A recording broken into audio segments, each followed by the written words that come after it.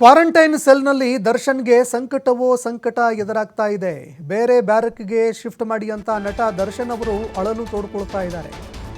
ಹಾಸಿಗೆ ದಿಂಬು ಕೊಡದೇ ಇದ್ರೂ ಓಕೆ, ಆದರೆ ಬೇರೆ ಬ್ಯಾರಕ್ಗೆ ನನ್ನನ್ನು ಶಿಫ್ಟ್ ಮಾಡಿ ಅಂತ ದರ್ಶನ್ ಅವರು ಅಳಲು ತೋಡ್ಕೊಳ್ತಾ ಇದ್ದಾರೆ.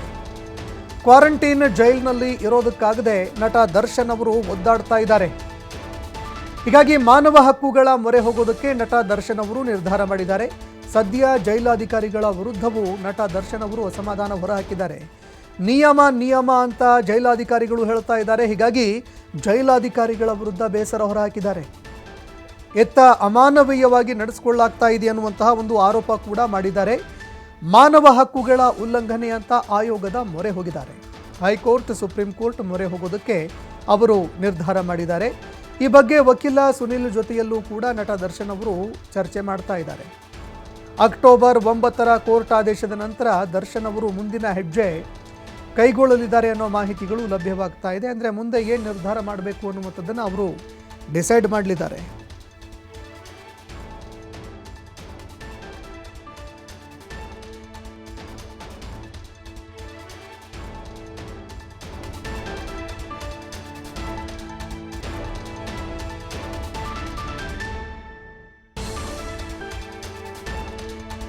ನಟ ದರ್ಶನ್ ಅವರು ಈಗಾಗಲೇ ಕೋರ್ಟ್ನ ಮೊರೆ ಹೋಗಿದ್ದಾರೆ.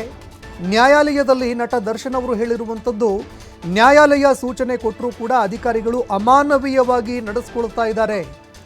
ಹೀಗಾಗಿ ಅವರ ವಿರುದ್ಧ ನ್ಯಾಯಾಂಗ ನಿಂದನೆ ಆರೋಪ ಮಾಡಿ ಅವರು ಅರ್ಜಿ ಸಲ್ಲಿಕೆ ಮಾಡಿದ್ರು. ಇನ್ನು ಮತ್ತೊಂದೆಡೆ ಲೋವರ್ ಕೋರ್ಟ್ನಲ್ಲಿ ಒಂದೆಡೆ ಅವರಿಗೆ ರಿಲೀಫ್ ಸಿಗದೇ ಇದ್ದಿದ್ದಕ್ಕೆ ಈಗ ಹೈಕೋರ್ಟ್ ಹಾಗೂ ಸುಪ್ರೀಂ ಕೋರ್ಟ್ ಮೊರೆ ಹೋಗೋದಕ್ಕೆ ಅಂತ ನಟ ದರ್ಶನ್ ಅವರು ನಿರ್ಧಾರ ಮಾಡಿದ್ದಾರೆ ಅನ್ನೋ ಮಾಹಿತಿಗಳು ಲಭ್ಯವಾಗ್ತಾ ಇದೆ.